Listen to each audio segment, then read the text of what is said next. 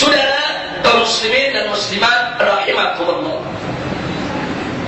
kita kenal istilah khilafah rasyidah. Istilah khilafah rasyidah ini, saudara, adalah satu kekhilafahan yang baik, yang bagus, yang lurus, yang ada dalam lindungan daripada petunjuk Allah Subhanahu wa ta'ala. Ada satu riwayat di dalam hadis yang diriwayatkan oleh Ashabus Sunan wal Bazzar wal Baihaqi dan disahihkan oleh Ibn Hibban, di mana Nabi pernah menyatakan sebagaimana diriwayatkan oleh Safina bahwa beliau bersabda, al-khilafatu min ba'di 30 sanah wa ba'da dzalik sayakunu mulkun adu. Jadi kata Nabi alaihi salatu wassalam, kekhilafahan setelah aku akan berlangsung selama 30 tahun. Wa ba'da dzalik, setelah 30 tahun sayakunu mulkun adu, akan datang kerajaan yang menggigit. Jadi setelah 30 tahun bukan khilafah lagi yang ada, tapi yang ada adalah kerajaan berdasarkan nas Nabi kita Sayyiduna Muhammad sallallahu alaihi wasallam. Ini Al-Imam Al-Baihaqi mengatakan, hadhihi mu'jizatun min mu'jizatin Nabi sallallahu alaihi wasallam. Ini merupakan salah satu mukjizat Nabi, di mana Nabi memberitakan tentang suatu kejadian di masa yang akan datang. Udah gitu lengkap dengan batasan masa waktunya, saudara. Dan ternyata kejadiannya seperti yang diberitakan oleh Nabi kita Muhammad sallallahu alaihi wasallam. Nah, kemudian saudara, mari kita lihat buka lembaran sejarah bahwa Nabi kita tercinta Sayyiduna Muhammad sallallahu alaihi wasallam wafat di bulan Rabiul Awal tahun 11 Hijriyah. Ini berdasarkan sumber yang sahih menurut Ahlus Sunnah wal Jamaah. Lalu Sayyidina Hasan ibn Ali radhiyallahu taala anhuma wa ardahuma tanazul itu mengundurkan diri atau turun daripada jabatan khalifah, kemudian menyerahkan jabatan itu kepada Muawiyah. Itu terjadi juga pada bulan Rabiul Awal tahun 41 Hijriyah. Jadi kalau kita hitung, Nabi wafat tahun 11, Sayyidina Hasan turun dari jabatan tahun 41. Sama-sama di bulan Rabiul Awal. Berapa tahun, saudara? 30 tahun persis yang dikabarkan oleh Nabi kita Muhammad sallallahu alaihi wasallam. Sadaqan Nabi sallallahu alaihi wasallam, fa balagha dakwah wa adda al-amanah wa nasaha al-ummah wa jahada fi sabilillah haqqa jihadih.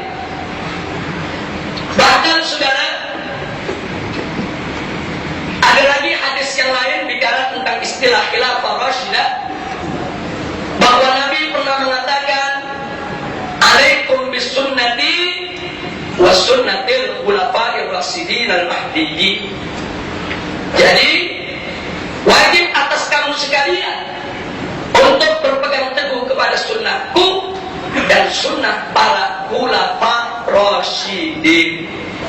Nah, kalau tadi Nabi mengatakan masa waktu kekhilafahan setelah beliau 30 tahun, kekhilafahan yang mana? Ini kekhilafahan yang rasyidah, yang dipimpin oleh al-khulafa'ur rasyidin.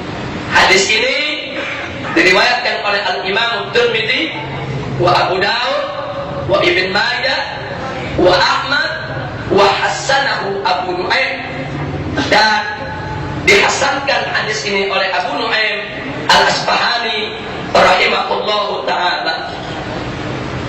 Yang tidak kalah menariknya, saudara, Asy-Syaikh Ibn Hajar Al-Haytami dalam kitab As-Sawa'iq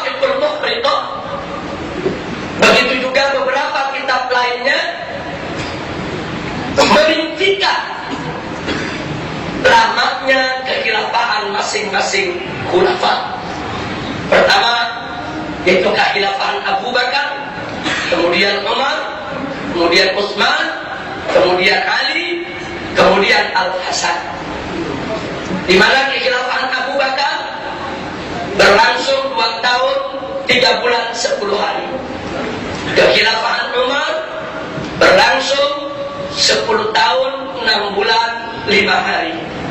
Kekhilafahan Utsman berlangsung 12 tahun kurang 12 hari. Kemudian kekhilafahan Ali berlangsung 4 tahun 8 bulan. Kekhilafahan Al-Hasan berlangsung kurang lebih 7 bulan. Ada mengatakan 6 bulan sekian hari sudah. Lalu kalau kita jumlahkan seluruhnya, total masa khilafah Rasyidiyah adalah 30 tahun 3 hari. Ini kalau 3 hari ini kita potong dengan masa musyawarahnya Majelis Syuro yang dibentuk oleh Sayyidina Umar saat pemilihan antara Ali dan Utsman, di mana mereka 3 hari 3 malam bermusyawarah untuk yaitu menentukan khalifah. Setelah itu baru Utsman terpilih sebagai khalifah.